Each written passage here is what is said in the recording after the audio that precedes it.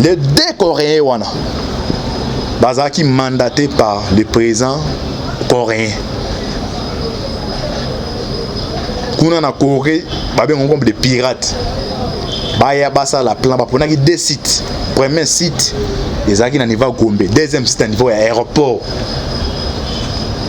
On va changer mon a politique là, on va changer. Nous va changer ba généraux. Nous ça y pas battre tous les changements de ça là. Ils avaient pendant très correct. Jeannette a eu appelé bango résidence naï. Ils ont basé à niveau ya Gombe. Ici ka na kata résidence wana communication na bango boy. On est ba sa communication service en renseignement ba capteur impossible. Oh basé na ba réseau internet union sur les athées. Donc ba travailler discrètement. Bah concevoir un plan pendant depuis de 7 mois, plan pour attaquer pour l'élimination. Tu nous montres les États-Unis à qui département de renseignement à Tchang au niveau ambassade. Tu nous montres tout le monde bataille là que non, ni ambassadeur des États-Unis a commencé ni RDC territoire na bah compagnie non ba plan to betia par exemple maman na 40 na o na ni Pyongyang wana ta Corée wana aza makasi magi États-Unis ko makasi metas ko plan de beta magi baye bandi d'abord ko oivre makametali ya e ba monnaie ya ba dollar biloko to monnaie ba na eso biloko nyonso mona ono dollar et ça ces gens là. Bon baye d'abord équipe d'avance et puis ba munitions na ba déjà et penta qui chasse. Tout le bateau, nulle part ailleurs. Dans le il y a l'avance céleste n'est pas dessus des cartes avec anti-balle. Manqué par révélation, révélation risquée, mais tous en choité. On a bien écouté le caméraman John. Il y a quand même l'avance c'est la première montre pour délivrer les informations. Mais heureusement, il fait appel sur un temps, mais à l'imbo on bien pénal dessus des cartes non sauté. Dernier plan et bêta maki. Alors dernier nini, bah il faut découvrir bah munitions. Y compris na ba plan ou ba préparer pour éliminer le chef de l'État. Total. Et puis ce qui est étonnant, le gouverneur Ngoïka Sanji, pardon, et le gouverneur Gentini Ngobila a présenté Bato n'est pas chef de l'État. Ce qui veut dire que c'est déjà au courant d'informations là-bas. C'est comme si les opérateurs baillés, des opérateurs économiques. Oh, ce sont déjà des mercenaires coréens pour lancer la plan. Mais comme service en restant ma case, tout le temps il y a un article de boye ba suite fait au scandale. Tout le bateau to bateau bolanda awa. Monde baillé sous forme ya na deux missions. Première mission, va contourner sanctions internationales, va péci Corée du Nord, va travailler. Tous les transferts en dollars, besoin de dépréciation, ce sont des bateaux. Bazar logé, Jeannette, moi, niveau Gombe. Et moi, je crois que non accord est salué entre la RDC et les États-Unis. Qu'est-ce qu'on a volé à plan pour plan mort physique? On est tout déjà et c'est là-bas munitions et pénita qui chassent. Bonjour, bonsoir, na balandinion soya avec BATV la voix céleste, Mbote Nabino, Bozali, ebele, partout dans le monde, Bozak Hollande biso par la voie internet, wana na niveau ya États-Unis, na mboka États-Unis, na moni pasteur César Mouanga, toye na niveau Europe, na Suisse, maman Konde Chita, la mère des opprimés, c'est que toko, na Belgique, maman de Charlotte, en France, maman Kabasi Charlotte, aux en Asie, Océanie, en Afrique sans oublier, en République démocratique du Congo, Ezali Ndeko Nabino, moi Nabino, Moïse Maoka Antibal, émission Nabino, émission Nabiso Tutinaga, tout le bateau, tout ça, le décryptage, il y a actualité politique. La bosse est un peu simbo teming na caméra humaine, voilà c'est ma caméra. George Maboke Bende, na équipe on va la voir, c'est nos maîtres fait que non. Mais aux autres canaux, on a $1 on nous pour nous permettre tous un plateau spécial, de payer Sarabino, actualité à temps réel. Alors la bosse merci Soumingi na ndeko bazo pesa so confiance. Si j'ai ou ça thème to so la awa ezali carrément encore makambo etali ya révélation bimi na tongo lelo na RFI pour na délégation ya ba coréen au banda coopérer na régime Kabila ndetolo ba baza logé à niveau ya résidence ya Jeannette Kabila. Oui ba révélation avec Atiba to ça ba décryptage Oui, mais c'est quand aux alliés, des révélations terribles. Au bandit, on préparer pour monter un plan soit l'élimination physique. Il y a mon contact, le chef de l'État, Félix Antoine Tshisekedi Tshilombo. Tout ça, décryptage. Oui, bah, des dessous des cartes, oui, mais c'est comme Kamizali. Toza wapi, tozo kende wapi, tokosuka wapi. Mboka Oyo était commis dans ba diversion belé. Avant na kota na terme na biso we ba d'abord plan we baninde. Kabila a dépêché qui mutumo wa dosa la lobbying na niveau ya Afrique na niveau Europe. Mutumo nezaki Bernabé Carib. Yeni mtongo sa lobbying. À niveau Afrique acquise maintes fois. Oh, ambassadeur États-Unis a acquise na ba chancellerie belé na niveau ya Afrique. Qui a qui na niveau Europe. Mais Simba quitté a monné que soutien bande ko luka et bande ko Simba comme la République démocratique du Congo. A sali partenariat stratégique avec les États-Unis. Alors il faut branche ya FCC Baluka, branche mo pour porter bango soutien. De Ben Caribou akenaki na mboka ya Corée du Nord. Boyebi ba lieu entre Corée du Nord et États-Unis. Corée du Nord est sous sanction. Est sanctionné par les États-Unis d'Amérique. Mais Yende Kabila akonaki bae awa. Boye ba révélation na ba plan oyo ba sali avec antibal tolo baté boye ba awa. Bande obandi RFI na tongo lelo boye ki ba révélation do ba batama esika mo esika baza loger nyonso bo doto na biso mbi awa boye ba des dessous des cartes. Corée du Nord Iranium il pas sur Iranium RDC. En entremise toujours Albert Yumozomo Albert Yumozomo. Tu nous avons un rapport au total de sénateur Bazo Bakeno. Tout un rapport en Boka. Il y aura des bazos qualifiés Albert Yum. Vous comprenez ce qu'il y a Zali. En tout cas, vous appelez calme Bolanda. Message, vous comprenez ce qu'il y a toujours Kendela, Tokosu qui est là. Wapi. Ah, Waboka, degré les sénateurs Bazo qualifiés. Nani Albert Yum. Balobi Boy, l'administration Tshisekedi doit maintenant tenir ses engagements. Les enquêtes en cours sur l'ancien président de la Kamil Albert Yum, un personnage clé du cercle restreint de Kabila. Donc dans ma capitale il y a une coopération.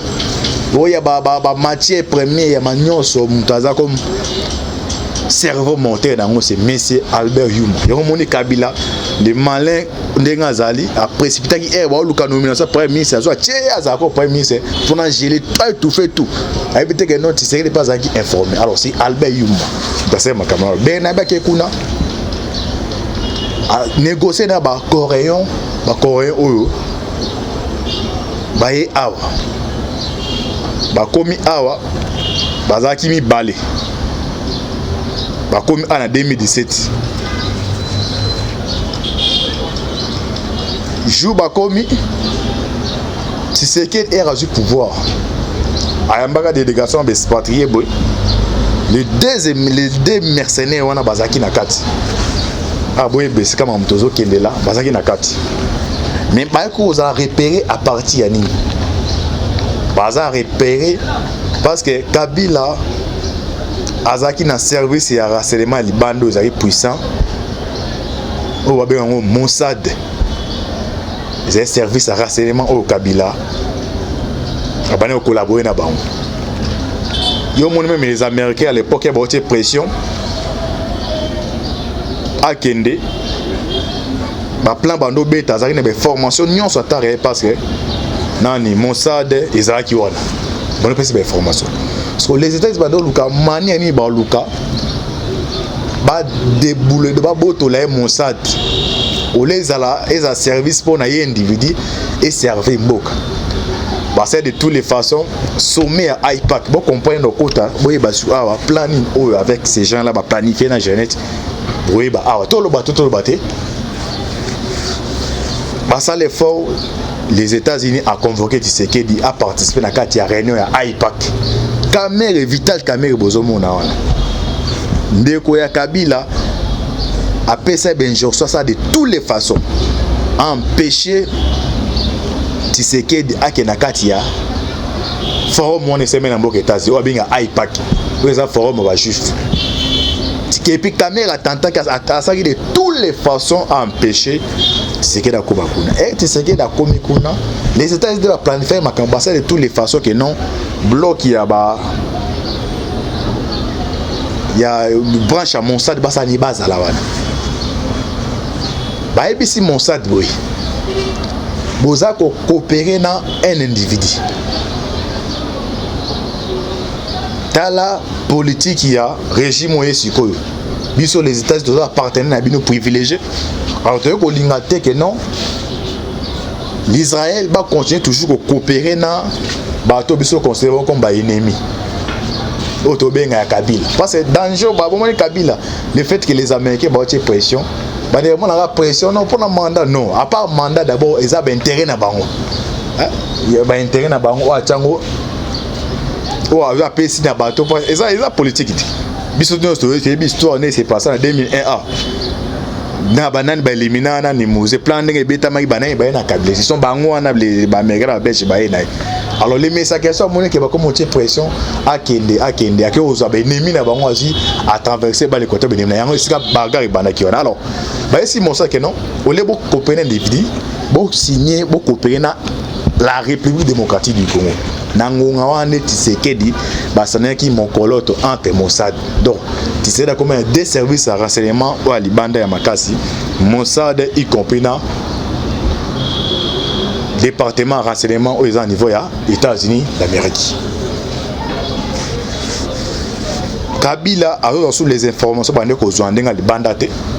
Yango attentat qui siko a utilisé na niveau national à na kati ya mboka ba général des faits Kayimbi o ba loke ba matériel non sophistiqué pour nous permettre azo ka ba information o ya présence de la République. Yépe plan toujours et simbité. Alors bazaki na plan ba élaboraki na kati ya plan ezaki na deux volets. Premier plan ezaki ko élimination physique. Tino mon biloko Tshisekedi dans le pouvoir biloko bando ka non alors ça la inanité et il faut biloko so monara moni ndoki soka lingi par exemple personne elo membre so injamba c'est pas dans côté awando bimisa kindoki ngo ezasu na butu te komi ya bouré oka e komi ya ndenge ba komaki parce que on non ça la inanité biloko ezali ba remettre ezali biloko no na chambre na ba que non nde ba planifier ki caméra directeur ya cabinet pampa ba contrôler ba bazana na rasema tout boy ba monter ba cabal o eko ça que non Tshisekedi a kokisa inanité mais air plan o yako pour éliminer physiquement raté bah qui a deux volets deuxième plan B où il y a élimination physique pardon il y a des décisions à niveau ya ben si so ya mboka avant de baluka ba utiliser Benoît Luamba na ba batu mususu ba tenter batate ba moni que vont ici baté bazong encore na premier pas politique et ça bon na politique aussi ça alphabet bané alphabet au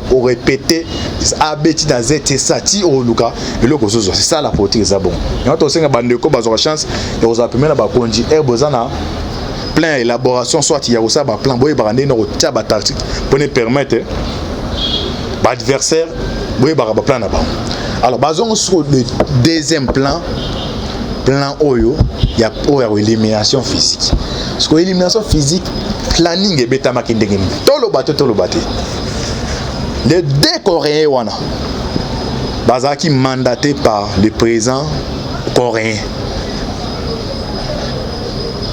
kuna na Corée ba ben comme des pirates ba ya basa la plan ba ponaki deux sites premier site ezaki na niveau Gombe deuxième site à niveau aéroport. On va changer mon a politique là on va changer nous va changer ba généraux non ça y pas tous les changements de ça là ils avaient pendant très correct. Jeannette a eu appelé bango résidence naïf ils a basé à niveau ya Gombe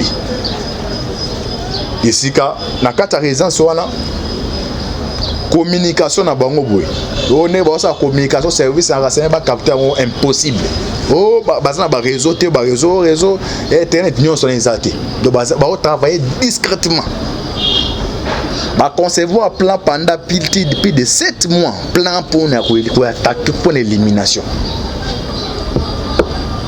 Tu nous montres les États-Unis à qui département de renseignement aïe à Tchang on niveau ambassade. Tu nous montres tout le monde bataille bah là que non ni ambassadeur des États-Unis a commencé ni RDC territoire na bah compagnie non bah plante betia par exemple maman na 40 tout à oh na ni Pyongyang on a ta Corée on a aza makasi magi États-Unis ko makasi mais est-ce que plan de beta magi baye bandi d'abord ko oivre makametalia et ba monnaie ya ba dollar biloko to monnaie ba na eso biloko nyonso mona ono dollar et ça les ces gens là bon baye d'abord équipe d'avance et puis ba munitions na ba déjà et penta qui chasse hein tout le bateau nulle part ailleurs na katia l'avance les ne boza ba dessus des cartes avec antiballe manqué ba révélation peut ça ba révélation non risquant mais tous en shorté na bien coup ton lego cameraman John yakamba ngopona la voix c'est la première montre pour délivrer les informations mais heureusement RFI a personne en temps mais à limbolongo bien pena ba dessus des cartes non sauté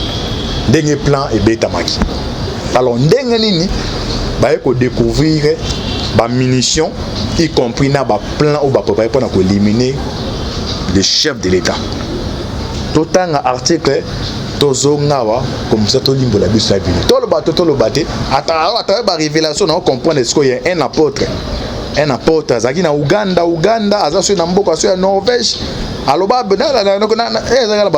na 2016 2017 un apôtre azaya na Uganda boye ba so godé le koto so godolo apôtre so godé le koto ba biloko maintenant azana basaki be na neige na saki ba lo biloko après ça ba révélation belé mais nazo on est va est-ce que le monde biloko na me kota la bien en tout cas bato musu baza to mona ba so mage ba ba venturier ba passer ba zebe mais là ba baza ya sonner c'est ba deni les standard ko misa ba seke to bando ke pa kabila pe ba venturier ba passer mon nzambe otopia ka lolo attendre ni ba suka directement alors to tanga bino d'abord article comme ça boyeba ndenge ni plan et beta maki tout misa bisko avec antibala et tout dernier dessus des cartes pour comprendre que bateau yo ba komi na suka so tous les plans mais à dévoiler boyeba et scan to kindi là tout temps d'abord article comme ça to limbola bisonabini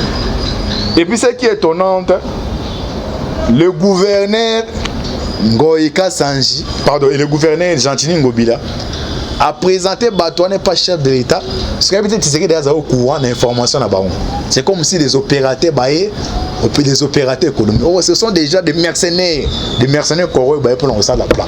Mais comme service en restant ma case, tout un article de boye ba suite fait au scandale. Tout le bateau to bateau bolanda awa comme ça to kita pas to zongi là to qui ne ko chité. To ziango et pas de comment kaza mettre avocat. Yé à ça on a manière juridique.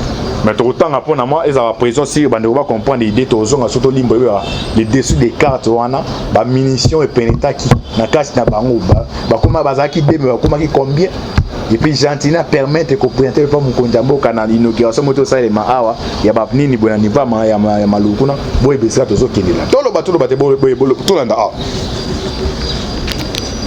le gouverneur de la ville province de Kinshasa Jatini Mbaka Ngobila en train de s'entretenir avec Monsieur Ang Kil-sung, un parent proche du dictateur nord-coréen Kim Jong-il, qui vit dans une villa conçue de la Gombe. Et bah villa où est la résidence ya Janet. Et bah résidence c'était ce qu'il y a fan d'Agamesa le parc na pesi bango. Bah bazawana.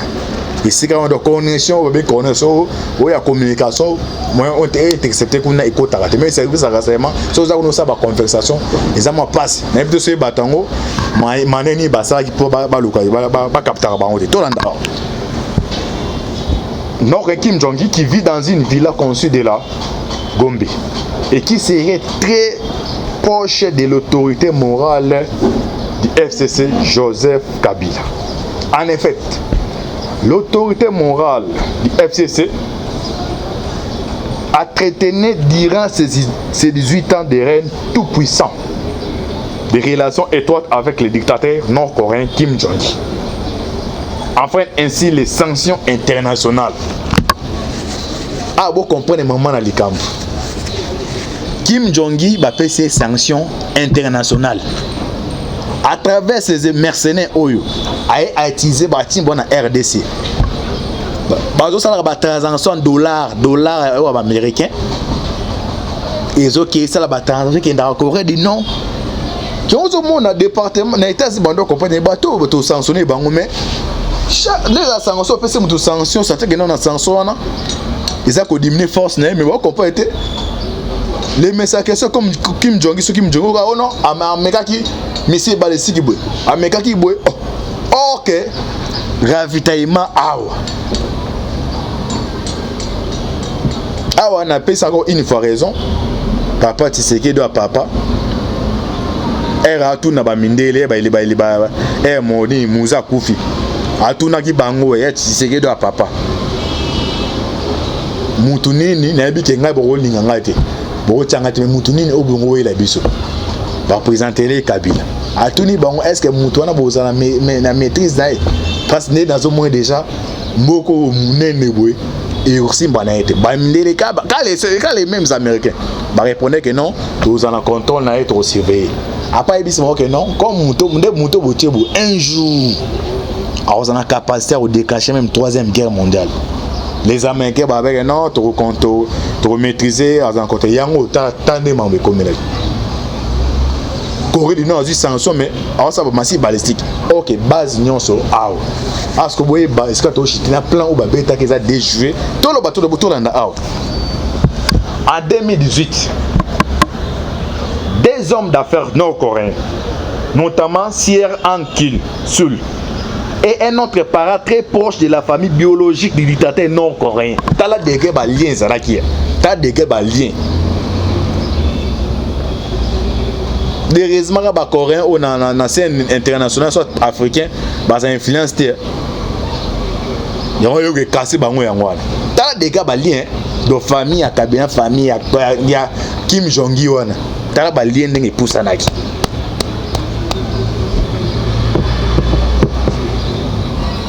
mais comme Nzamba lolo to priaka il a connu ce genre de bandé pe na suka nango aligné cette fois-ci les Congolais attends biso to bénéficier on te mais bano génération ba mona bonheur à venir ya mboka za malabu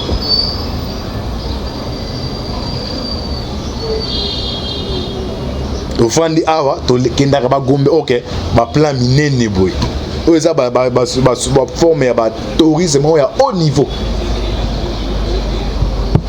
si beaucoup de formation que non bah tenter on a deux fois les présents mais que deux fois trompe première fois on a conférence de presse heureusement bah tirer de l'île bah récupérer qui mutu mon boana na arme bah beti na likolo deuxième fois na Air Force One aza likolo Air Force il a moi na bana bah récupérer drone mon quoi ne bane ko surveiller parce que les présents mais que bah tenter à maner boni en Afrique alors ces gens là bah na capacité wana donc les tout dernier cartouche penda au FC ba bomba ki penda ya ngwana ba ne bota la non des abwe ba des amis qui en kati ba c'est mais OK ba toi maman na cartouche penda ouais nganda bata penda ozela ali ayo nde ba toi bete plan o do ba plan moko ya niveau moi du colo mais tout tanga comme ça to limbo la ba suite fait au suka nulle part ailleurs avec antibal où on a ba dessus des cartes il y a plan entre Jeannette Corée du Nord na ba mercenaires bazaki na niveau ya Gombe to landa awa heureusement lolo et fait partie mais avec antibal to pesa tous les dessus des cartes besoin message pour partager vous prier ma casse pour na biso pas à travers ba révélation boy to vous va maintenant chaque jour il y a ba appel ko ba même pas maintenant ba aux antibal donc antibal a to petit lance sur la quête d'indagati to landa awa comme ça to continuer tbc to suka to landa biso en 2008 et à 2018 des hommes d'affaires nord-coréens notamment Sier Han-kil Sul et un autre parent très proche de la famille biologique du dictateur nord-coréen Kim Jong-il qui était placé sous la protection de Joseph Kabila de son système politique avait ouvert en toute impunité une entreprise du bâtiment et des travaux publics en République démocratique du Congo. Donc il y a deux volets sous forme comme entrepreneur, il y a entreprise OK sont des mercenaires. Bloc on a souvent mutasa on mira sia. Atini émissaire moyen na comme boka na bino, par exemple PDG entreprise mon comme soit ya Masanga bino boye bete mo l'occasion ça OK maman na agent service et renseignement il y a un peu nous sommes na bino c'est sans les gens babaton de bail c'est des protégés nord-coréens c'est des protégés du dictateur nord-coréen Kim Jong-il et de Joseph Kabila devenus les FCC avaient participé à des opérations qui émergeaient à la compte des sanctions de l'Union européenne et celles de l'Organisation des Nations Unies et des États-Unis d'Amérique. Donc d'abord on a sous forme de volets.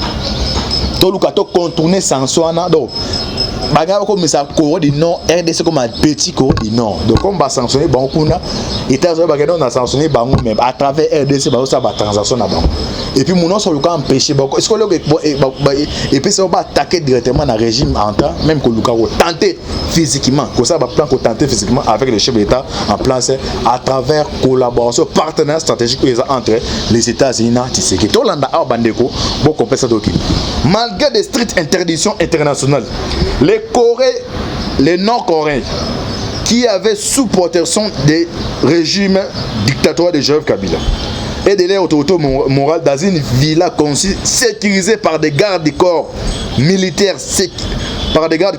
dans les quartiers UP de la Gombe avaient réussi à ouvrir des comptes bancaires pour leur société Congo en Condé et entreprenaient des travaux publics dans les pays. Parmi les projets qu'assurerait la société Congo à Condé, il y avait la construction des statues dans une capitale de province isolée, une activité interdite de manière explicite par des sanctions onusiennes adoptées en 2016.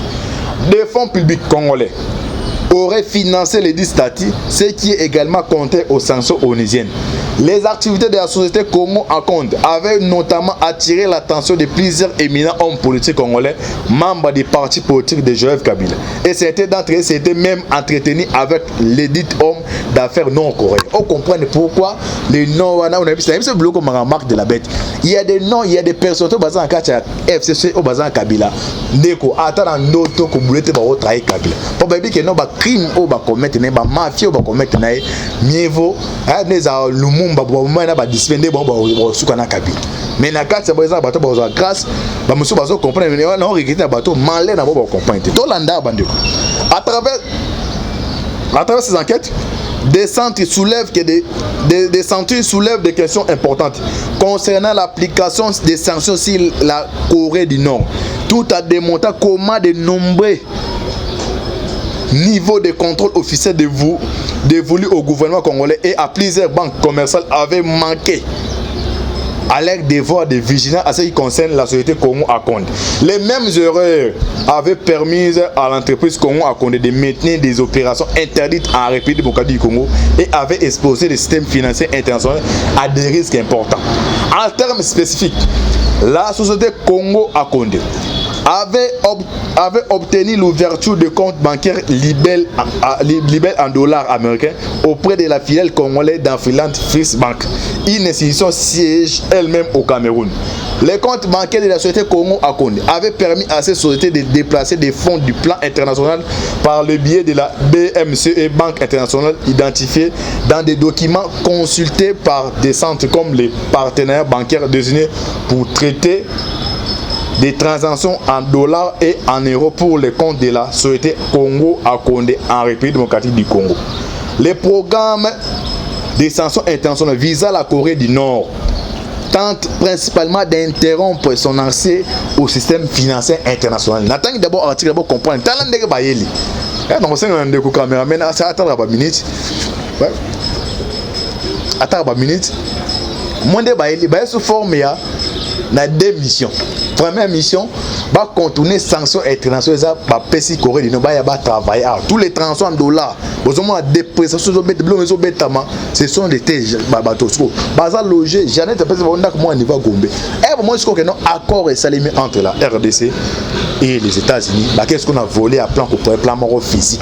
Donc on est tout déjà et c'est là-bas munitions et peinta qui chasse. Quand je parle, ils ont canon à tous des munitions de peinta qui chasse.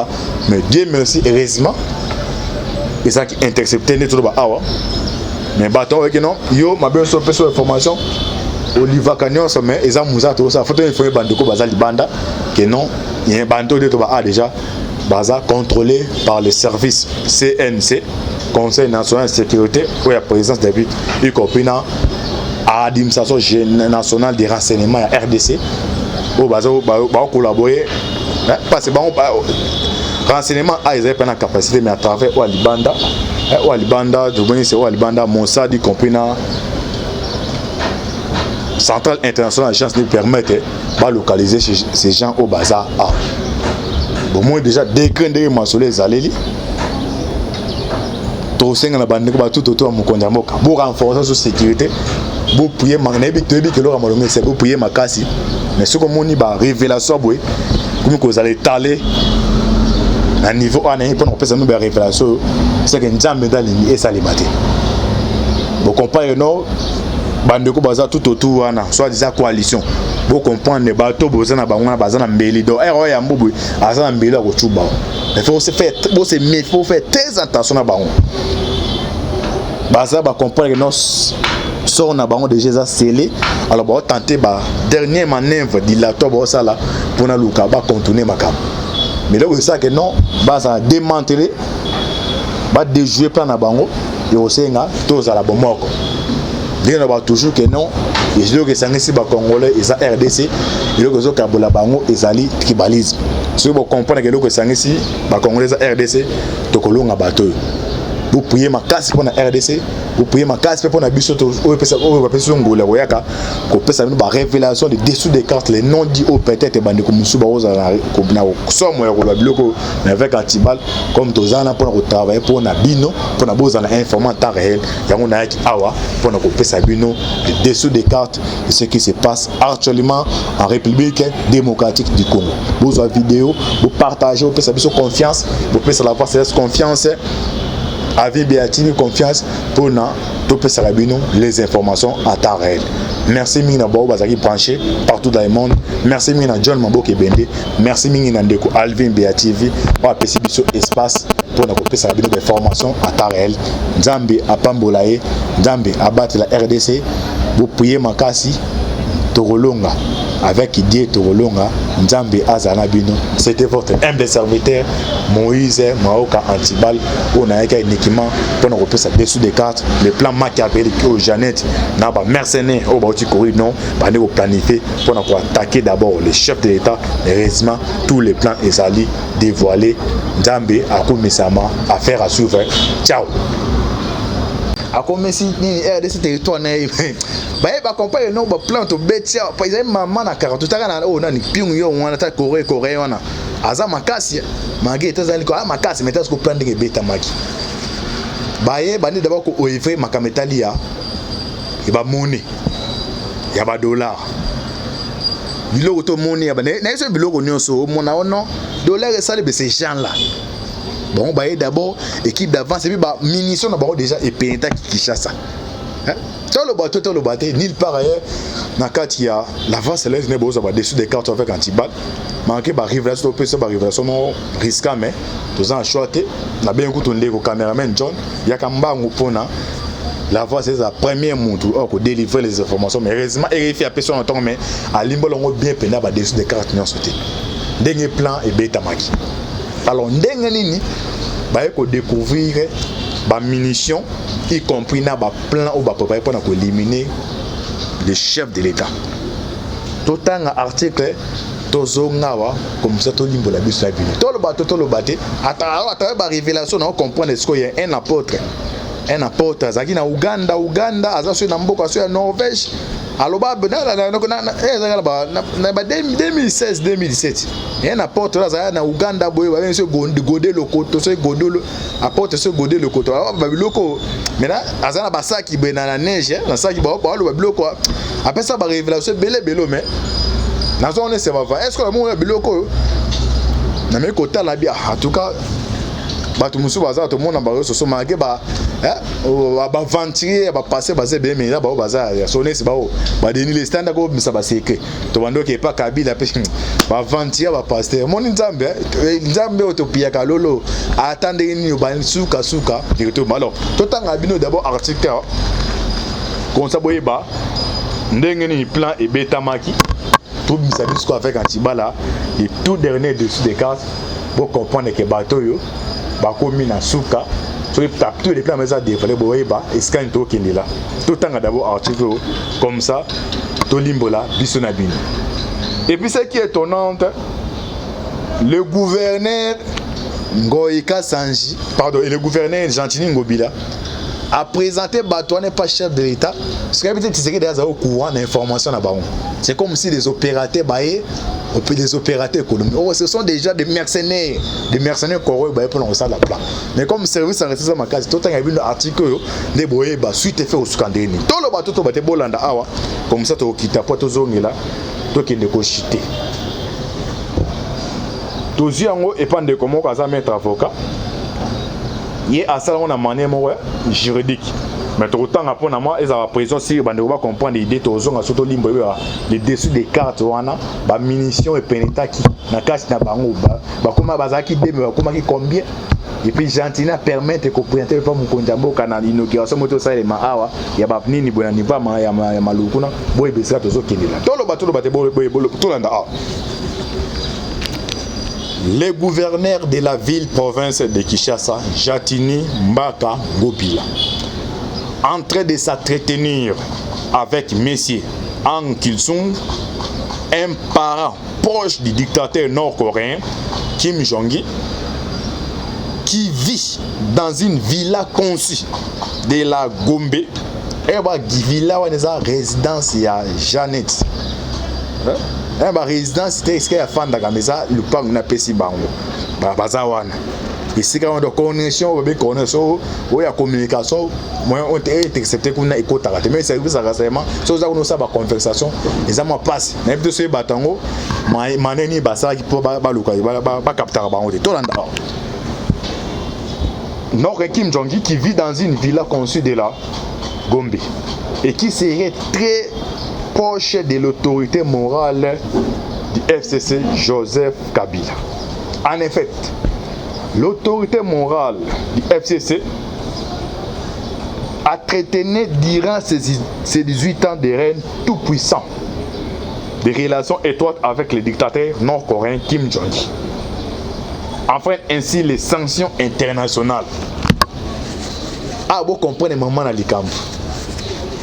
Kim Jong-il va payer ses sanctions internationales.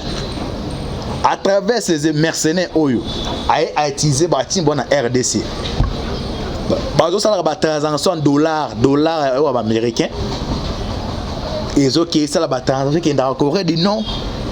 Qui ont au monde département na état bando compagnie bateau to sanctionner bango mais les sanctions fait c'est sanction ça fait que non sanction na ils a ko diminuer force mais on comprend été les messages comme Kim Jong-il oh non ameka ki monsieur balesiki boy ameka ki boy OK ravitaillement awa na pesa encore une fois raison papa Tshisekedi doit papa era tuna ba mindele ba moni muza kufi atuna ki bango ya Tshisekedi doit papa mutu nini na yebi ke ngai bo linga ngai te bo tianga te mutu nini obungo la biso ba présenter les Kabila atuni bango est-ce que mutu wana bo na maîtrise dai parce que dans au moins déjà mboko munene boy et aussi banalité ba mindele ka les mêmes américains ba répondait que non tous en contrôle na être surveillé après ils disent que non comme muto botiebo un jour alors on a capacité à déclencher même 3e guerre mondiale. Les Américains bah avec non to maîtriser à un côté yango tande mambe comme là. Corée du Nord a sanction mais alors ça va massif balistique. OK, base nyonso aw. Parce que vous voyez est-ce que to chitina plan ou ba beta que ça déjoué tout le bateau de boto landa aw. En 2018 des hommes d'affaires nord-coréens notamment Sier Ang Kil-sul et un autre parent très proche de la famille biologique du dictateur nord-coréen. T'as là des gars liens, Zaraki. T'as des gars liens. Heureusement, les Coréens ou dans la scène internationale, soit africain, ça influence. Il y a eu cassé bango yango. T'as des gars liens de famille à Kabila, famille à Kim Jong-un wana. T'as ba lien ndenge poussa naki.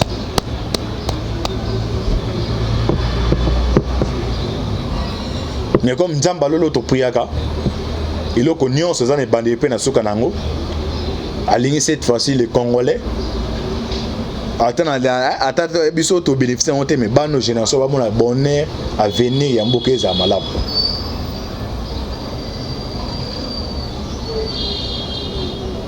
To fandi awa to kendaka ba gombe OK ba plan minene boy.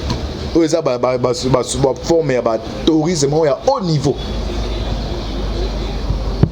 Si beaucoup de formation que non, bah tenter on a deux fois, les présents mais que deux fois trompe. Première fois on a conférence de presse. Heureusement bah tirer de l'île bah récupérer qui monte mon boana na arme bah bêti na l'école. Deuxième fois na Air Force One, à l'école Air Force One il a moi ça bana et bah récupérer drone mon qu'on est bané qu'on surveiller. Parce que les présents mais que bah tenter à maner boni en Afrique. Alors ces gens là bah ils ont la capacité wana. Donc les tout dernier cartouche penda au FC ba bomba qui penda ya wana. Ba de boto la non des abwe ba des amis qui en quatre ba c'est mais OK ba toi maman na cartouche penda ouais. Nganda batin penda zela ali ayonde ba toi bete plan o. Do ba plan moko ya niveau moi du colo. Mais tout tanga comme ça to limbo la ba suite fait au suka nil par ailleurs avec antibal où on a ba dessous des cartes. Il y a plein entre Jeannette Corée du Nord na ba mercenaires bazaki na niveau ya Gombe tolanda awa heureusement lolo RFA fait partie dans mais avec antibal to ça tous les dessous des cartes besoin message beau partager vous prier ma casse pour na biso pas à travers ma révélation boy to zo ba ménage chaque jour il y a ba appel ko lo ba même pas mena ba aux antibal donc antibal a to petit lance sur lequel il ndakati tolanda awa comme ça to continuer tebisa to suka tolanda biso en 2008 et à part 2018 deux hommes d'affaires nord-coréens notamment Sierre Ang Kil-sung et un autre parent très proche de la famille biologique du dictateur nord-coréen Kim Jong-un qui était placé sous la protection de Joseph Kabila. De son système politique avait ouvert en toute impunité une entreprise du bâtiment et des travaux publics en République démocratique du Congo. Donc il y a deux volets. Volets sous forme comme entrepreneurs, il y a des entreprises qui sont des mercenaires. Bloc on a souvent mutasa ou mirasia. Atini émissaire moyen na comme beaucoup na bino, par exemple PDG entreprise mon comme soit ya masanga. Bino boye bete mo localiser ça OK. Maman na agent service et renseignement. Il y a un peu de c'est sans les gens babaton de bail. C'est des protégés nord-coréens. C'est des protégés du dictateur nord-coréen Kim Jong-un et de Joseph Kabila, devenus les FCC Job, avaient participé à des opérations qui émergeaient à la compte des sanctions de l'Union européenne et celles de l'Organisation des Nations Unies et des États-Unis d'Amérique. Donc d'abord on a sous forme de volets. Tout le monde contourner sanctions donc bagarre comme ça Corée du Nord RDC comme un petit Corée du Nord donc on va sanctionner banco na États-Unis bagarre on a sanctionné banco même à travers RDC ba ça ba transaction na banco et puis mon sur le cas empêcher banco est-ce que le et puis ça va attaquer directement dans régime entrant même que Luka tenter physiquement que ça va plan ko tenter physiquement avec les chefs d'État en place à travers collaboration partenaire stratégique entre les États-Unis et Tshisekedi to landa a bandeko bon compenser donc malgré des strictes interdictions internationales les Nord-Coréens qui avaient sous protection des régimes dictatoriaux de Joseph Kabila et de leur autorité morale dans une villa conçue sécurisée par des gardes-corps militaires dans les quartiers UP de la Gombe avaient réussi à ouvrir des comptes bancaires pour leur société Congo en Condé et entreprenaient des travaux publics dans les pays. Parmi les projets qu'assurerait la société Congo à Condé, il y avait la construction des statues dans une capitale de province isolée. Une activité interdite de manière explicite par des sanctions onusiennes adoptées en 2016. Des fonds publics congolais auraient financé les 10 statuts, ce qui est également compté aux sanctions onusiennes. Les activités de la société Congo en compte avaient notamment attiré l'attention de plusieurs éminents hommes politiques congolais, membres du parti politique de Joseph Kabila. Et certains d'entre eux s'étaient même entretenus avec les dits hommes d'affaires nord-coréens. On comprend pourquoi les noms, on a vu ça, c'est bloqué comme un marque de la bête. Il y a des noms, il y a des personnes qui sont en cas FCC au bazar Kabila. Neko, attends, d'autres qui boulette va trahir Kabila. Pour baby que non, bah crime au bah commettre, bah mafia au bah commettre, mieux vaut, les Lumumba, bah bah dispenser bon bah soukana Kabila. Mais na carte c'est bon ça bateau bah grâce, bah monsieur bazo comprendre, mais non requêter bateau malin na bah comprendre. Tout l'anda bandeko. À travers ces enquêtes, des centres soulèvent des questions importantes concernant l'application des sanctions sur la Corée du Nord, tout en démontrant comment de nombreux niveaux de contrôle officiel dévolus au gouvernement congolais et à plusieurs banques commerciales avaient manqué à leur devoir de vigilance à ce qui concerne la société Congo à Condé. Les mêmes erreurs avaient permis à l'entreprise Congo à Condé de maintenir des opérations interdites en République démocratique du Congo et avaient exposé le système financier international à des risques importants. En termes spécifiques, la société Congo à Condé avait obtenu l'ouverture de comptes bancaires libellés en dollars américains auprès de la filiale congolaise d'Infinland First Bank, une institution siège elle-même au Cameroun. Les comptes bancaires de la société Congo à Condé avaient permis à cette société de déplacer des fonds du plan international par le biais de la BMCE, Banque internationale, identifiée dans des documents consultés par des centres comme les partenaires bancaires désignés pour traiter des transactions en dollars et en euros pour les comptes de la société Congo à Condé en République démocratique du Congo. Les programmes des sanctions internationales visant la Corée du Nord tentent principalement d'interrompre son accès au système financier international. N'attendez d'abord article d'abord comprendre. Talent de Bayeli. Non, c'est un déco caméraman. Ça attend la minute. Attends la minute. Moi de Bayeli, sous forme ya na deux missions. Première mission, va contourner sanctions internationales, va passer Corée du Nord, va travailler. Tous les transactions en dollars, ce sont des têtes bateaux. Baza logé, jamais tu peux dire comment on va Gombe. Et moi je crois que non accord est salué entre la RDC et les États-Unis. Qu'est-ce qu'on a volé à plan pour plan mort physique. On est tout déjà et ça n'a pas munitions et pénita qui chasse. Quand je parle, ils ont canon il y a des munitions de peintres qui chassent ça. Mais Dieu merci, heureusement, ils ont intercepté les trucs. Mais bâton, non, yo, ma bonne sur information. Oliva Canyon, ils ont moussé tout ça. Il faut que les bandes de Banda, que non, il y a un bandeau de Toba déjà, contrôlé par le service CNC.